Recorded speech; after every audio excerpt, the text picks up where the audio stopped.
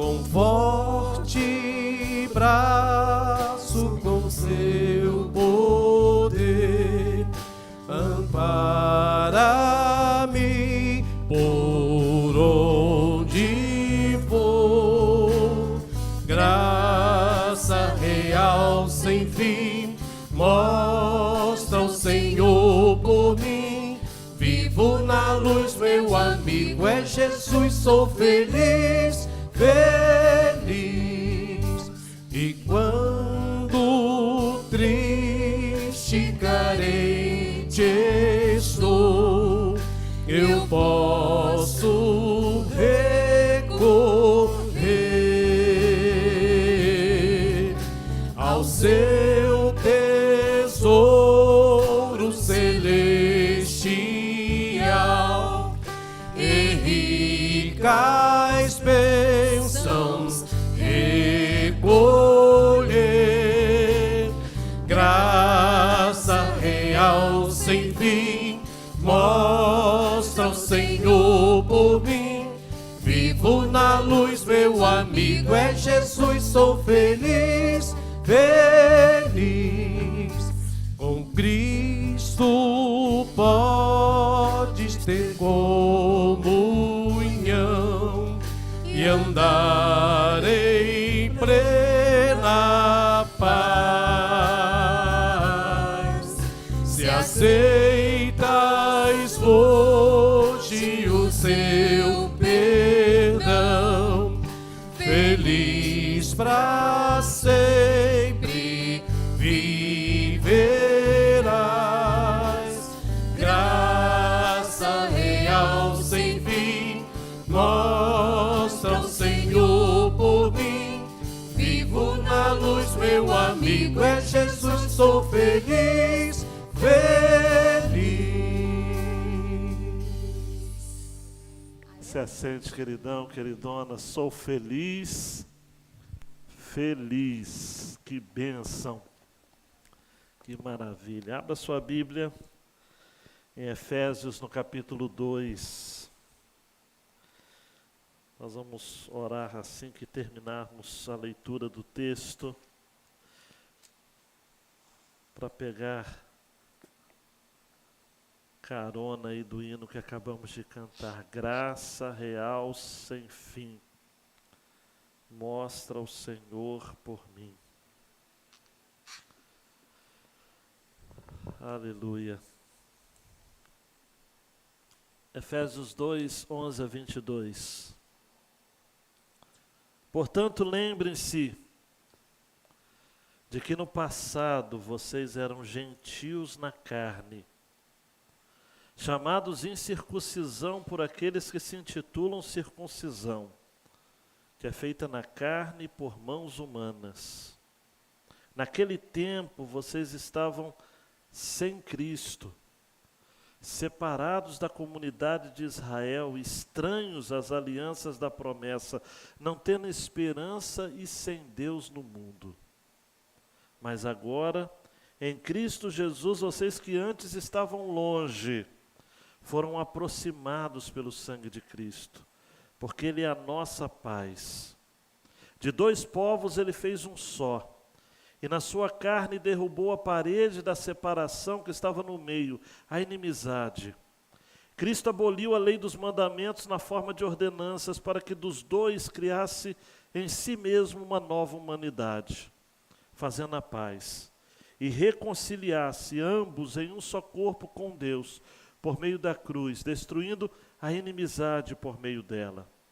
E quando veio, Cristo evangelizou paz a vocês que estavam longe, e paz também aos que estavam perto, porque por meio dele ambos temos acesso ao Pai, em um só Espírito. Assim vocês não são mais estrangeiros e peregrinos, mas concidadãos dos santos e membros da família de Deus, edificados sobre o fundamento dos apóstolos e profetas, sendo Ele mesmo, Cristo Jesus, a pedra angular. Nele, todo o edifício bem ajustado, cresce para ser um santuário dedicado ao Senhor. Nele também vocês estão edificados, junto com os outros, para serem morada de Deus no Espírito. Oremos. Deus, muito obrigado pela leitura da Tua palavra.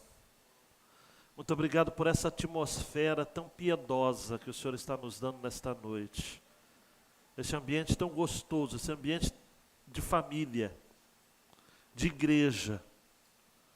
Fala ao nosso coração, Senhor, que não nos desviemos do foco pelo qual ou para o qual o Senhor nos chamou nesta noite. Ouvirmos a Tua palavra e sermos edificados através dela. Por favor, Deus, no nome do Senhor Jesus. Amém e amém. Que bênção, amados. Ao ler esse texto algumas vezes essa semana, me ocorreu de pensarmos nessa ideia de fotos de igreja. Talvez você ainda não tenha se ligado, mas nossa igreja esse ano completa 30 anos. É isso mesmo, 30 anos. Eu já tenho orado por algumas surpresas aí até o final do ano para comemorarmos o nosso aniversário. Estaremos em festa com certeza no sábado de aniversário, o segundo sábado de novembro. Mas por conta de um projeto que eu vou falar num determinado tempo, eu passei há algum tempo atrás a rever algumas atas da nossa igreja, gravar uma espécie de documentário, mesmo que num áudio apenas, de muita coisa que a gente tem vivido ao longo desses anos. Eu tenho tido o privilégio, amados, de ser membro desta igreja, vou completar 29 anos no ano que vem. Então são 30 anos em que eu tenho sido uma testemunha ocular de muita coisa. Alguns que estão aqui nesta noite são testemunha há muito mais tempo do que eu, há muito mais tempo do que a organização da igreja. Por isso que eu lendo esse texto eu pensei de fotos de igreja. Eu pensei que se nós tivéssemos acesso agora a uma super, mega, ultra power câmera fotográfica e pudéssemos então tirar uma foto de quem éramos antes de Cristo, como povo, um povo sem Deus. E se pudéssemos tirar agora uma foto do que somos como povo de Deus espalhado na terra, um povo que faz parte então de um mistério, porque, como diz uma canção antiga, nós somos o povo que vai morar no céu. Isso nos enche de alegria porque, a despeito de tantas diferenças neste mundo, de tantas guerras, e eu pretendo estar mencionando isso com vocês, o Senhor sempre tem um povo, tem mantido esse povo, tem separado este povo. E por fim, a última foto é a foto de uma igreja, a igreja de Deus. A igreja que é formada, usando uma expressão do autor aos Hebreus, da Assembleia dos Primogênitos inscritos nos céus. Essa semana eu estava lendo um livro e o autor estava dizendo por que Jesus não chamou a igreja de sinagoga, já que esse era o nome comum do lugar onde se reuniam os judeus, mas chamou de igreja, que significa no original assembleia, reunião. Porque Deus gosta de ver gente reunida. Deus gosta de ver gente transformada. Emociona a carta aos Efésios. Há quem diga que grande parte das menções, mais de 100 ocorrências do termo igreja no Novo Testamento, dizem respeito à igreja local, a igreja reunida num lugar como esse aqui. E há cerca de 13 ocorrências da igreja enquanto reunião de todos os santos de todos os tempos. A igreja mística, a igreja universal, a igreja triunfante. E das 13 ocorrências dessa igreja no âmbito universal, 9 estão na carta aos Efésios. Parece que Paulo, na carta aos Efésios, por mais que ele está vendo uma igreja e relembrando aquilo que havia vivido com essa igreja, nessa cidade, que era a quarta maior cidade do mundo, você vai lá em Atos 18, 19, você vai ver a dureza que foi plantar esta igreja, uma cidade tão pagã, uma cidade idólatra, uma cidade rica, opulenta, orgulhosa, uma cidade que se orgulhava de ter um anfiteatro enorme, uma biblioteca invejável, uma cidade que tinha um templo em homenagem a Diana, deusa da fertilidade, uma das 7 maravilhas do mundo antigo até.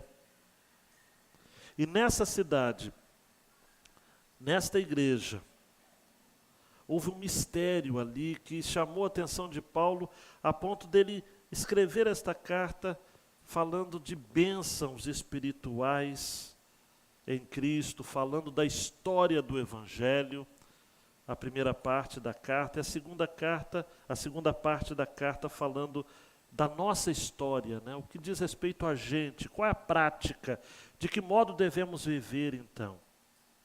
Esta carta é uma combinação magnífica de Cristo, de doutrina e dever cristãos, de fé e vida cristãs. O que Deus fez por meio de Cristo, o que devemos ser e fazer em consequência disso.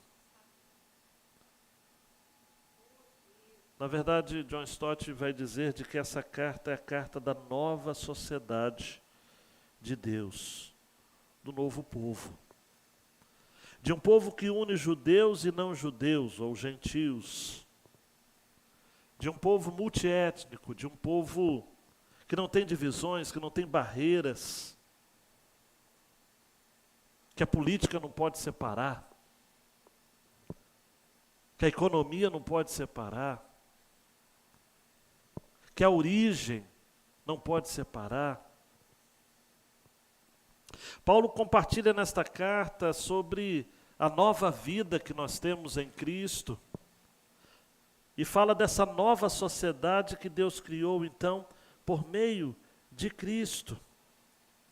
Até aqui, amados, até esse texto de capítulo 2, versículos de 11 a 22, Paulo já havia dito que Cristo derramou seu sangue morrendo pelos nossos pecados e foi ressuscitado pelo poder de Deus, exaltado, e acima de tudo que competia com ele, ao lugar supremo, ele estabeleceu a igreja. A igreja. A igreja é uma comunidade de homens e mulheres amados, não perfeitos, mas em perfeição, unidos a Ele pela fé. Cremos na ressurreição da nossa morte espiritual, cremos que Jesus foi exaltado ao céu e cremos que nós estamos assentados com Ele nas regiões celestes, como vimos na quinta-feira passada. Logo, por meio de Cristo e em Cristo, nós somos essa nova comunidade, essa nova humanidade, uma humanidade que Ele está criando, chamando para si judeus e não judeus em igualdade de condições. Aqueles que conheciam a velha aliança e aqueles que desfrutam da nova aliança. Aqueles que fazem parte do povo de Deus, sendo descendências de sangue de Abraão, e aqueles que, como nós aqui, brasileiros, mestiços, abençoados, que pertencemos às mais diversas regiões da terra, temos o sangue da humanidade, temos o sangue de todos, e por nós morreu aquele que veio nos unir e nos reconciliar pela cruz. Nós somos a família de Deus Pai, amados. Nós somos o corpo de Jesus Cristo, seu Filho. E nós vamos, ao final desta mensagem, dizer que em Cristo somos o templo, somos a morada do Espírito. Somos a morada de Deus. Na quinta-feira passada, olhamos para o que Cristo fez na nossa vida. Éramos e tínhamos uma velha vida de pecado e agora temos uma nova vida em Cristo. Paulo tratou dessa restauração de vida no âmbito individual, pessoal. Nós que estávamos, amados, mortos nos nossos delitos, nos nossos pecados, andávamos segundo o curso deste mundo, éramos capitaneados pelo príncipe da potestade do ar, o próprio diabo, éramos filhos da desobediência e filhos da ira, andávamos segundo as inclinações da carne, fazendo a vontade da carne e dos pensamentos, mas Deus em Cristo, com misericórdia, por causa do seu grande amor, ao invés de mortos estamos vivos, e ao invés de andarmos assentados em Cristo, aquele que nos ressuscitou, nos fez assentar, nos salvou pela graça e fez de nós feitura de Deus, poema de Deus. Somos obra de arte. E agora então nessa mesma toada, amados, Paulo continua, só que agora ele olha para o coletivo. Versículos 11 a 13, Paulo fala de como éramos um povo sem Deus. Lembre-se de que no passado, e aí os versos 14 a 18, uma foto do povo com Deus. Tudo porque nós fomos aproximados de Deus por causa do sangue, por intermédio do sangue de Jesus. E por fim, 19 a 22, somos a igreja de Deus, edificados, consolidados, somos morada de Deus. João Renato, a igreja de Deus é formada por homens e mulheres de Deus. Ela é essencial. Eu não sei quanto a você, mas nesses dias é muito importante a gente repensar isso, né? Como nós precisamos da igreja. Eu não quero ser grosseiro com você, mas você precisa mais da igreja do que a igreja precisa de você, né? Tem gente assim que num arrobo de orgulho carnal, diz assim, eu quero ver o que aquela igreja vai viver agora sem mim. Aquela igreja depende de mim. E a igreja do Senhor tem sobrevivido, amados, ao longo dos anos, porque nós precisamos mais da igreja do que ela precisa da gente. Você que, como eu, nasceu praticamente na igreja, sabe disso. Nós não vemos sentido. E você que, em um determinado momento da sua vida, se afastou, ou veio depois, o que é a igreja para você? O que a igreja significa? Nós temos estudado isso na escola dominical, temos batido nessa tecla, não é? O que é uma igreja? Quem pode pertencer a uma igreja? Por que nós devemos participar de uma igreja? Quando a gente olha para trás, amados, versículos 11 a 13, João Renato, a foto da nossa vida, olha só, lembre-se de que no passado vocês eram gentios na carne. Paulo está se referindo à igreja, ao lado da igreja, às pessoas da igreja que não tinham consciência da história do Antigo Testamento, não eram judeus, amados. Não ouviam as histórias de Abraão, de Isaac, de Jacó, não conheciam acerca da história de Moisés, os 10 mandamentos, a conquista da terra prometida. Eram pessoas vindas do paganismo, como muitos de nós aqui. E Paulo diz, olha, vocês se lembram de que vocês eram gentios na carne, vocês eram tratados e chamados como incircuncisão, isto é, vocês não seguiam aquela prática ritualística de se ter um selo no corpo, não é? Um sinal externo de pertencimento a um povo. A circuncisão começou com Abraão, e de lá para cá todos os judeus mantêm esse símbolo, né, no seu órgão genital masculino, aquele símbolo que significa de que a pessoa pertence ao povo judeu. E os gentios então eram tratados, amados e amadas, como crentes de segunda categoria, crentes sem pedigree. Essa ideia de eram chamados incircuncisão, da ideia de desprezo, amados. Os crentes que não eram judeus nesse tempo eram chamados de gregos. O fato de não se submeterem à lei de Moisés fazia com que eles fossem considerados à parte da aliança de Deus com Abraão. Mas Paulo pegou muito pesado, já na sua carta aos Gálatas, que foi a sua primeira carta escrita. Já havia chamado os judaizantes de falsos, de pessoas que se espiavam a vida dos outros para tentar proibi-los ou, de certo modo, restringi-los em sua liberdade. Paulo já havia dito de que para a liberdade, esse é um tema da carta aos Gálatas, para a liberdade que o Senhor nos salvou. Diz que não havia mais necessidade da circuncisão, da dieta alimentar proposta ali no livro de Levítico. Não precisava se guardar sábado, nem dias sagrados. Mas anos depois, mesmo Paulo já havendo ensinado isso em suas primeiras cartas, sobretudo Gálatas, como eu já disse, ainda havia um certo preconceito. E Paulo mais uma vez diz, olha, vocês eram considerados incircuncisão, daqueles que se intitulam circuncisão, que é feita na carne por mãos humanas. É uma estocada que Paulo faz aos judeus, porque eles achavam que a circuncisão era feita apenas na carne, não era. A circuncisão sempre foi uma questão de coração. Paulo já havia dito aos Romanos, capítulo 2, versículo 29, judeu é aquele que o é interiormente, e circuncisão é a do coração, pelo Espírito, não segundo a letra, e cujo louvor não procede de seres humanos, mas de Deus.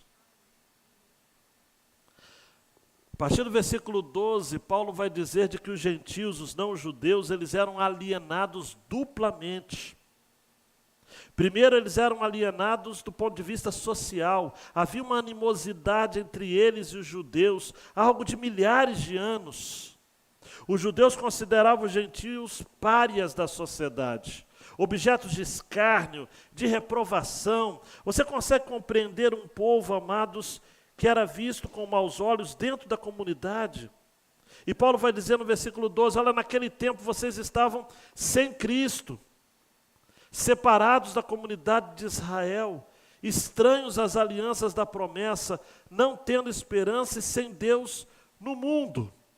E aqui é uma outra alienação, que é a alienação muito mais séria, que é a alienação espiritual. Eles eram sem Cristo, amados. Os gentios tinham, amados, como a nossa história também, uma expectativa de que viria alguém, um Messias, um libertador que seja, mas eles não tinham nem noção de quem era. Por isso que diz o texto, vocês estavam sem Cristo. Eu não quero deprimi-los em fazê-los pensar quem você era e onde você estava nessa posição ausente de Cristo, mas é algo que nós deveríamos parar para pensar. Nós servíamos a quem? Vez por outra dá para perguntar, amados e amadas, a um e outro nessa caminhada da fé, você quer voltar àquele estado que você vivia antes? Você tem certeza? Sem Cristo, separados da comunidade de Israel. Você consegue imaginar isso?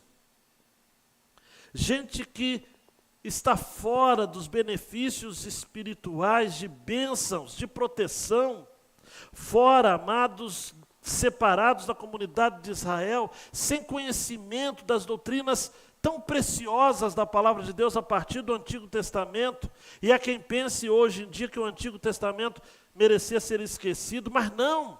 Muito da nossa esperança hoje tem como base o Antigo Testamento. Antes dessa série em Efésios, eu estive trabalhando com vocês, expondo a vocês o livro de Josué. Quantas promessas acerca da nossa conquista, da nossa terra em definitivo, da esperança do nosso descanso.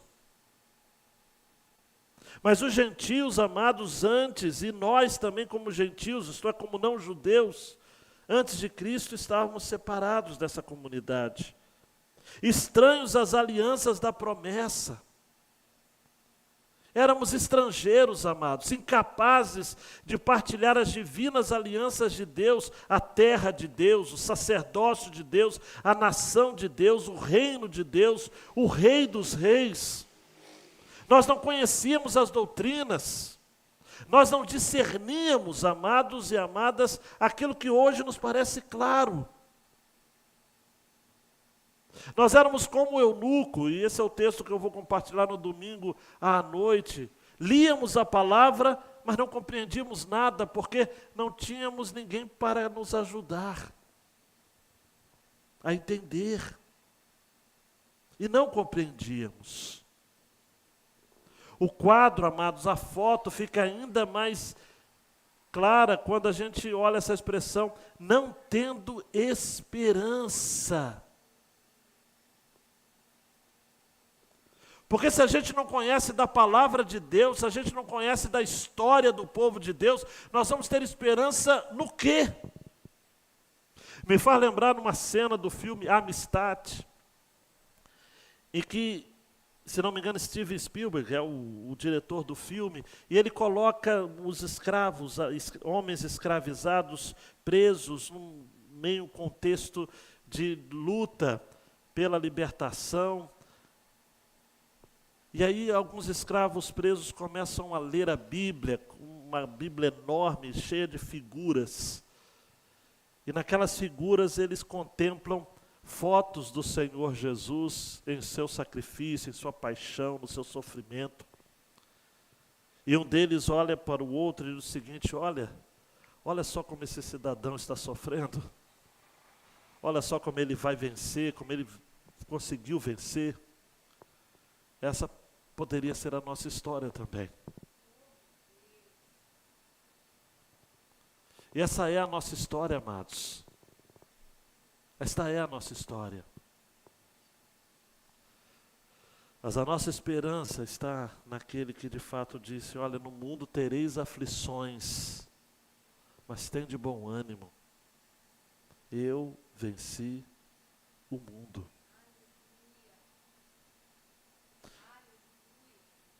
Éramos sem Deus no mundo, amados. Os gentios, muitos de nós, não judeus, cultuavam vários deuses e não reconheciam o Deus verdadeiro. Paulo, quando esteve em Atenas, pregou no Areópago e lá, no meio de altares de vários deuses, ele encontrou um que era destinado a qualquer um que chegasse ali e não tivesse o seu Deus reconhecido naquele panteão, poderia cultuar aquele Deus que tinha um nome sugestivo, Deus desconhecido. E Paulo então usa esse episódio, ou essa situação, como uma deixa para começar um dos seus sermões mais poderosos.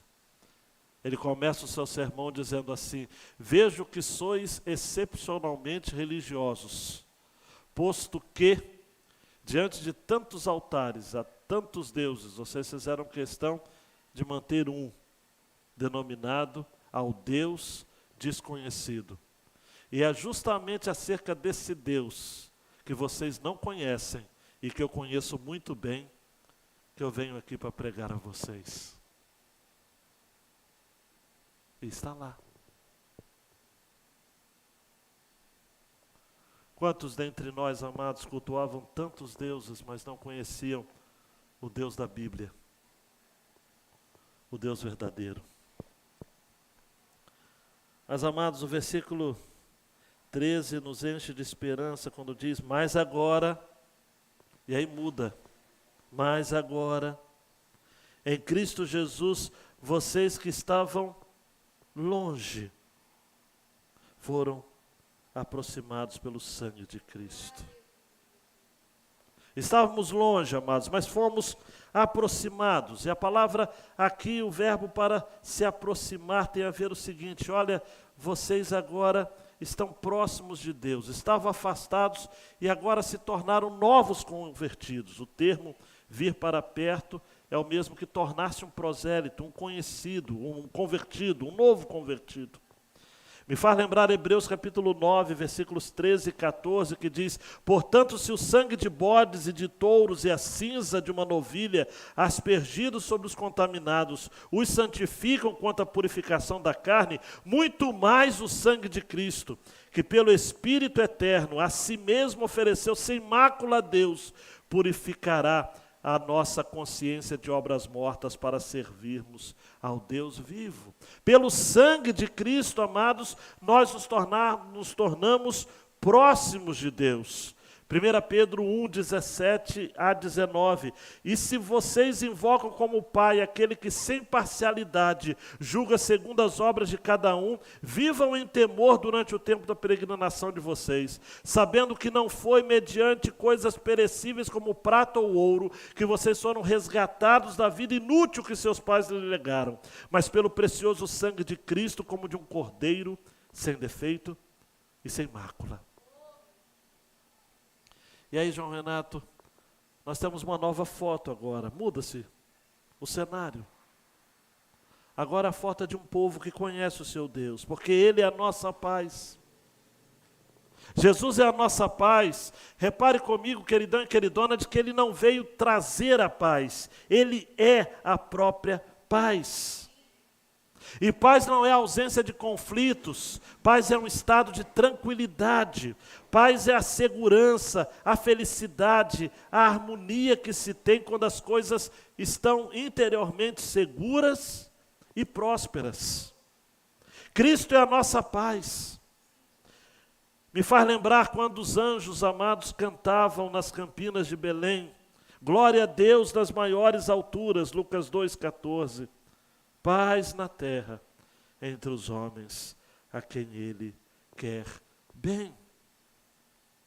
Paulo vai se utilizando de imagens aqui para tornar o seu argumento mais claro, e ele fala agora de um muro de separação entre judeus e gentios que agora já foi quebrado.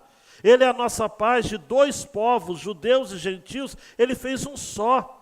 Na sua carne derrubou a parede de separação que estava no meio, a inimizade. Versículo 15, Cristo aboliu a lei dos mandamentos na forma de ordenanças, para que dos dois criassem em si mesmo uma nova humanidade, fazendo a paz.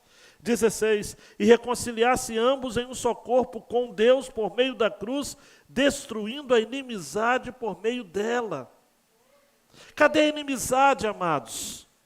Paulo está dizendo: igreja, aprendam a viver juntos, porque o muro divisório que impedia Cristo de reunir judeus e não judeus já foi derrubado. Ele derrubou o muro.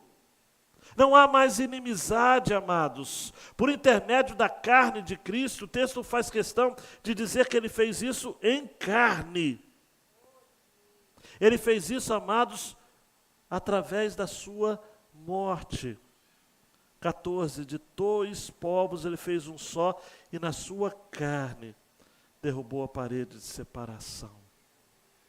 Na cruz do Calvário, de braços abertos, o Senhor Jesus estava dizendo: olha, quando eu for, antes Ele já havia dito isso, quando eu for levantado da terra, a todos atrairei a mim.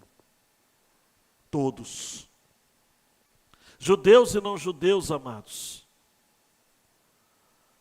Homens de todos os povos, tribos, línguas e nações, estamos às vésperas da campanha de missões mundiais e cremos nisso. Paulo vai dizer claro isso em Gálatas 5:6, porque em Cristo Jesus nem a circuncisão, nem a incircuncisão tem valor algum, mas a fé que atua pelo amor. Jesus veio para quebrar, amados e amadas, as amarras de uma religiosidade tradicional, legalista. A proposta do Evangelho da cruz sempre foi de inclusão e não de exclusão. Me faz lembrar aquele ladrão do lado de Jesus que disse: Lembra-te de mim quando entrares no paraíso, no teu reino. E Jesus diz para ele, olha, hoje mesmo estarás comigo no paraíso. Não há exclusão. Não há acepção de pessoas, amados. O shalom, a paz de Deus está liberada. Nessa porção, a palavrinha paz aparece 4 vezes. Muitas vezes nós pensamos na paz como ausência de conflito, mas shalom significa justiça, retidão, salvação, bem-estar. A shalom, a paz de Deus acontece, amados, quando as relações certas florescem entre as pessoas, em todas as pessoas, em todos os âmbitos da vida. A paz é dom de Deus, amados. Jesus Cristo é Jesus Cristo, nós temos paz com Deus, Romanos 5. Temos paz com os nossos vizinhos, temos paz com o mundo. Shalom é o projeto de Deus para a ordem criada, porque Deus é um Deus de paz. Jesus é o príncipe da paz.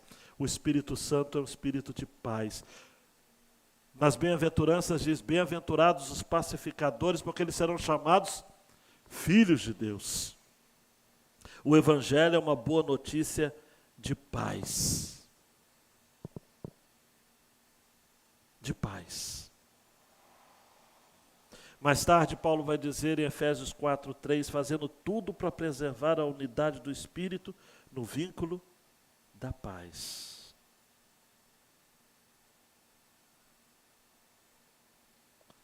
A inimizade foi destruída. De judeus e não judeus, dos dois povos, ele fez uma nova humanidade. Num gesto simbólico, ontem o Papa Francisco chamou um grupo de crianças ucranianas, mostrou uma bandeira ucraniana, cheia de foligem, marcada pelo contexto de guerra, ou da guerra. Muito mais do que o ato do Papa Francisco, Jesus uniu todos os povos, todas as bandeiras, unificou todos. Só que ele fez isso através do seu sangue. Ele morreu pela paz. Ele se entregou por nós. Ele nos reconciliou uns com os outros. Nós que estávamos distantes, agora estamos perto. Estamos com Ele, estamos nele. Versículo 17, quando veio, Cristo evangelizou paz a vocês que estavam longe e paz também aos que estavam perto, porque por meio dele ambos temos acesso ao Pai em um só Espírito. Através do sangue de Cristo, amados, judeus e não judeus, ucranianos e russos, brancos e negros, ricos e pobres, todos estamos próximos de Deus, não por mérito humano, mas por graça, somente pela graça. E a última foto, assim vocês não são mais estrangeiros e peregrinos. Dando um clique aí, João Renato. Vocês são concidadãos dos santos, vocês são membros da família de Deus. Ninguém é mais estrangeiro. Interessante, amados. Preste atenção, a palavra estrangeiro é a palavrinha que nós conhecemos, a palavra xenos. Daí que vem o termo xenofobia, né? A pessoa que tem pavor ao estrangeiro, né? Desprezo em relação ao estrangeiro. É chamado xenófobo. Nós não somos mais genos, não somos mais estranhos, estrangeiros. Nós não somos mais peregrinos. A palavra peregrino no original é paróicos, que significa indo em direção à sua casa, que é oikos. Um forasteiro, um lugar, uma pessoa que não tem direito de cidadania, um imigrante, um refugiado. Nós não somos mais estrangeiros, nós não somos mais peregrinos, Nós somos concidadãos dos santos e membros da família de Deus. Concidadãos, nós possuímos a mesma cidadania dos santos de Deus. Nós somos membros, nós somos domésticos de Deus. Nós pertencemos ao lar de Deus. Nós não somos mais conhecidos, amados, por quem nós éramos. Nós somos reconhecidos por quem nós somos. O passado ficou para trás. Os nossos pecados foram perdoados. Somos lavados, purificados, justificados. Fomos selados pelo Espírito Santo.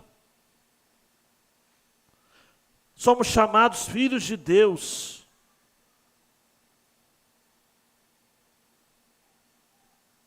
Nós, pela graça, amados, nos tornamos povo de Deus, cidadãos em Cristo.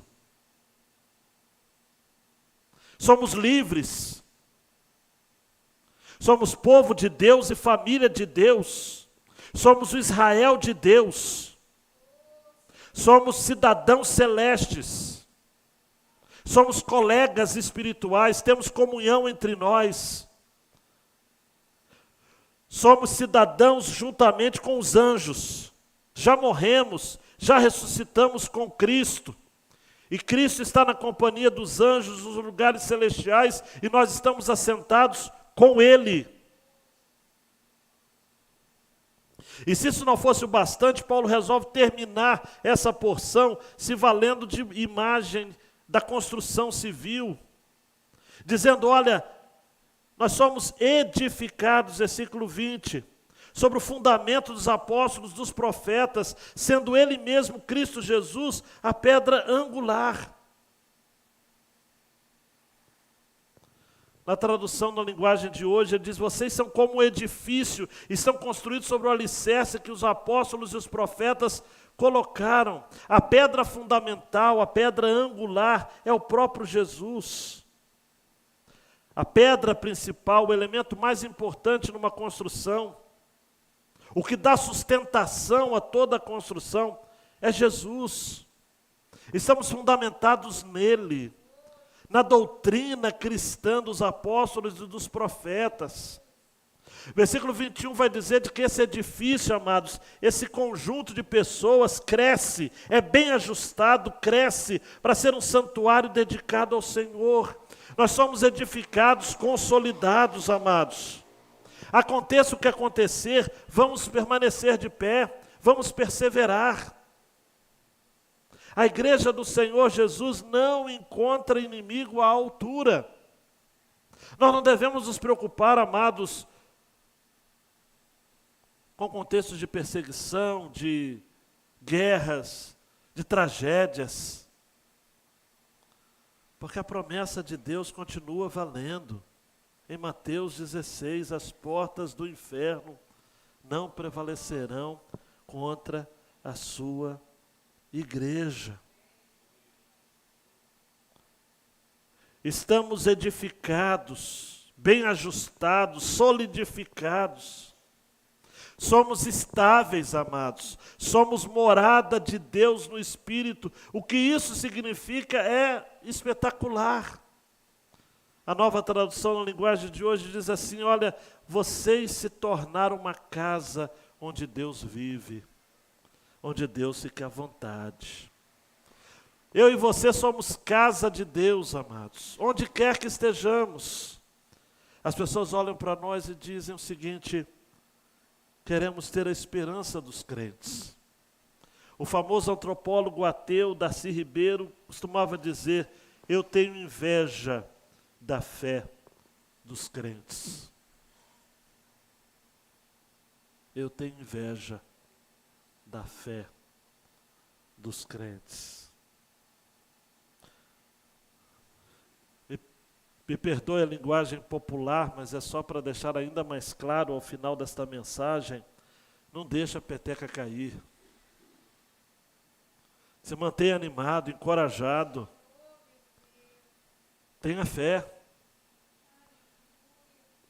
Quem está conosco é maior do que o que está no mundo. Nós somos amados e amadas parte daquele povo que vai passar pela grande tribulação, independente da sua visão escatológica, eu não quero criar polêmica, mas nós vamos passar, creio eu, e venceremos. E como diz o livro de Apocalipse, perguntarão a nosso respeito: quem são estes? E se dirá de nós: estes são os que estão vindo da grande tribulação. Nós vamos ter, amados e amadas, as nossas vestes branqueadas com o sangue do Cordeiro. Nós não vamos receber o sinal da besta. O que isso significa, não sei, mas não vamos ser aceitos como estes, que cederam ao sistema do mundo. Nós vamos pagar o preço, vamos sobreviver a duros tempos de perseguição e apostasia. As pessoas vão ficar desesperadas, vão correr de um lado e para o outro. E nós nos manteremos firmes naquele que nos sustenta, na palavra de Deus e da palavra do seu testemunho. Vamos ser martirizados, vamos ser perseguidos, fazendo cumprir uma palavra de Jesus registrada em Mateus 24, 25, chegará um tempo em que matar um de nós será algo comemorado, digno de um grande feito. Mas nós vamos resistir. O mundo não vai melhorar, queridão. Queridona, as coisas não vão melhorar.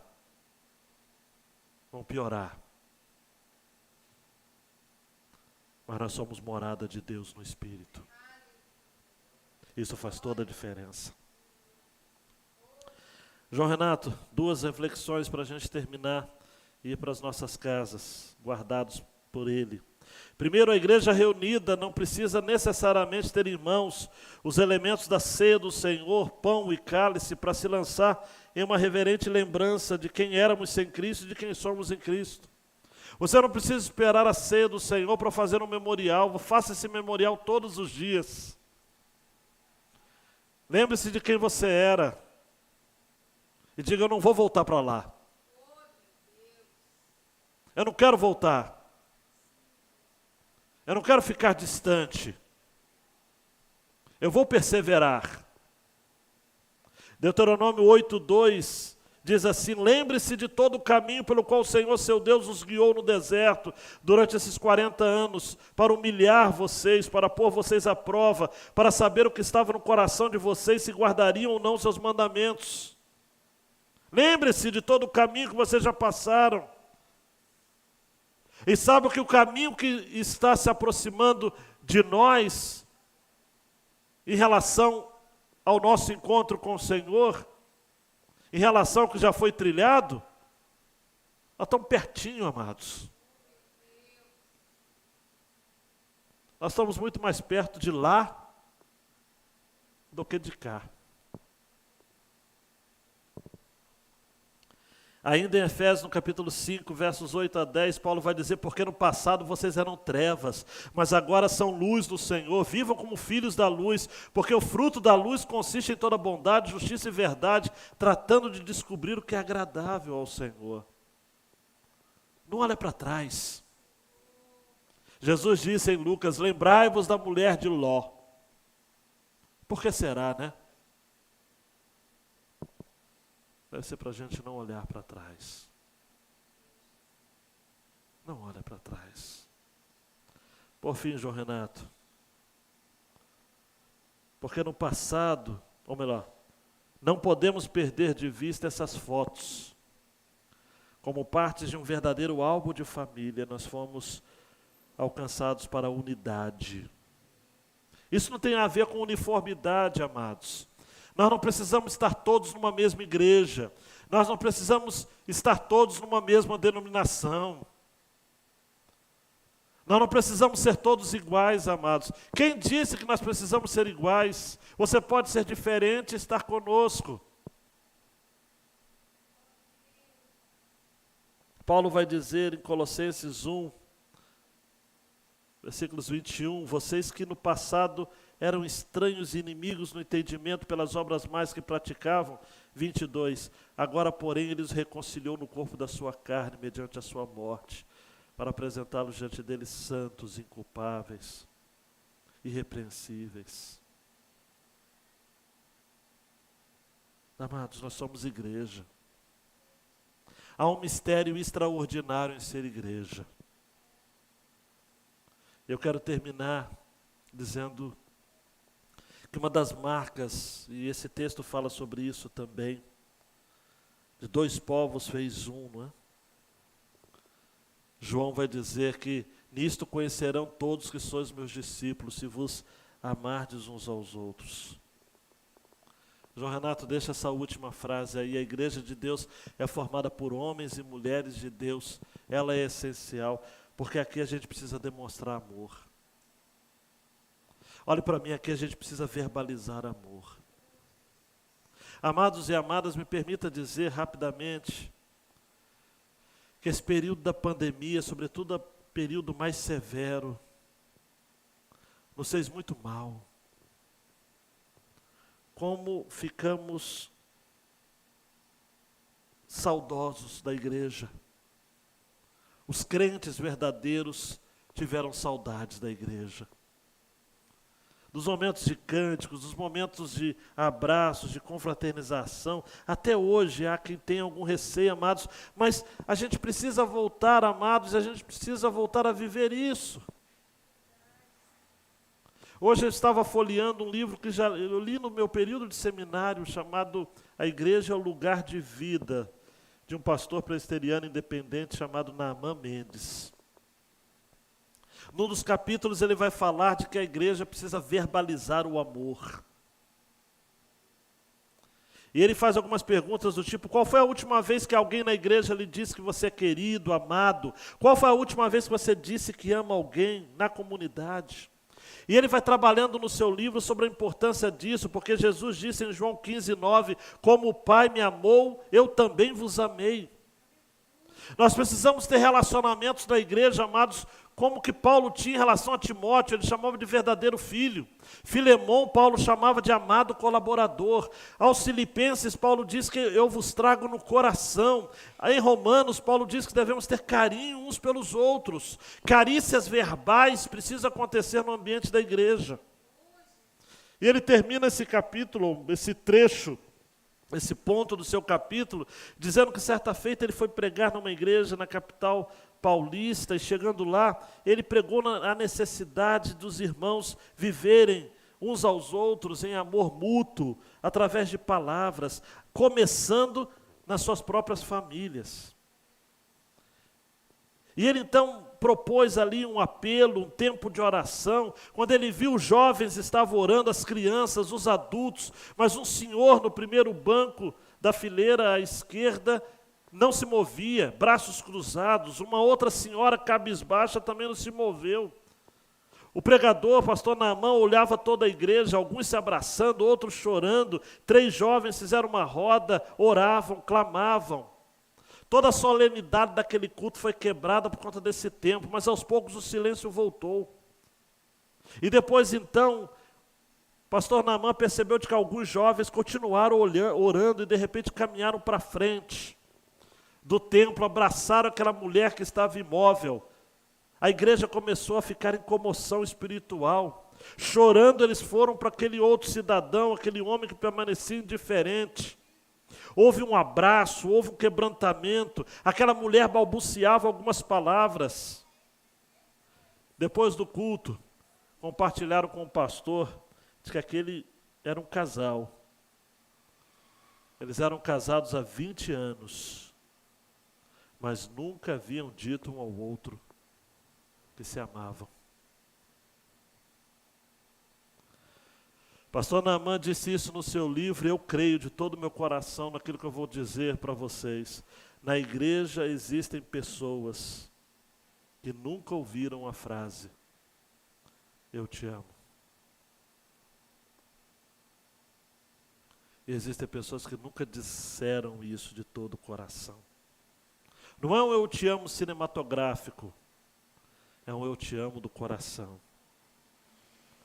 A igreja precisa demonstrar amor, judeus, não judeus, brancos, negros, pobres, ricos, quem mora longe, quem mora perto, históricos distintos, tradições distintas. O amor quebra barreiras. O amor restaura relacionamentos. O amor cria um ambiente leve.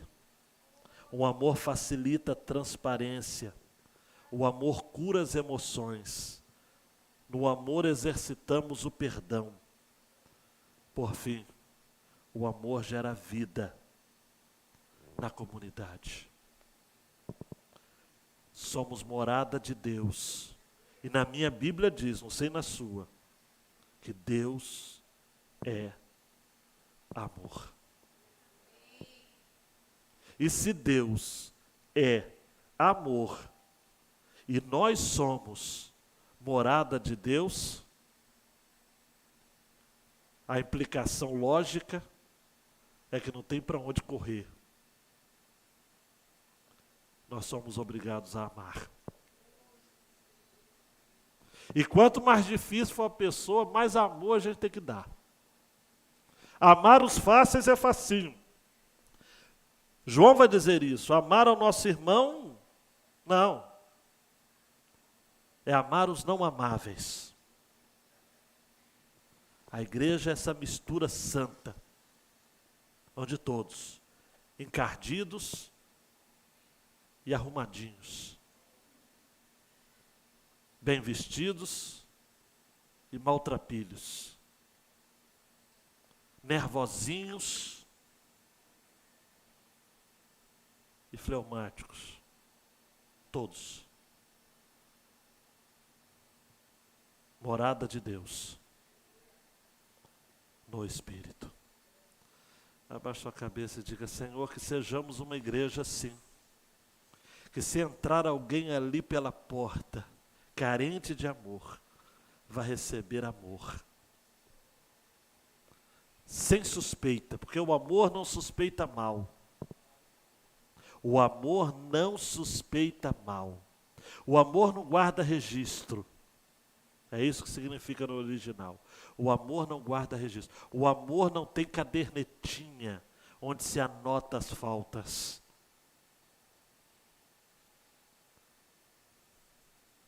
O amor reconsidera. O amor perdoa. Somos reconciliados por Cristo pela cruz e somos ministros da reconciliação, como Paulo vai dizer na segunda carta aos Coríntios. Deus, como igreja, nesta noite nós recebemos essa palavra. A foto do povo sem Deus, a foto do povo com Deus e a foto da igreja de Deus. Nossa igreja precisa viver à altura desse chamado. Nossa igreja precisa ser marcada por esses valores. Ao longo dos anos, independente do que vivemos, independente das experiências amargas ou dolorosas que tivemos, queremos levar avante a lembrança de que, se demos amor, é o que nos basta. Somos uma igreja que precisa verbalizar o amor de Deus, que precisa viver o amor de Deus. Nós amamos porque Deus nos amou primeiro, 1 João. E por isso vamos amar. Mais tarde, a igreja de Éfeso, infelizmente, essa igreja que recebeu essa carta, foi repreendida por Jesus em Apocalipse capítulo 2, porque ela havia deixado o primeiro amor.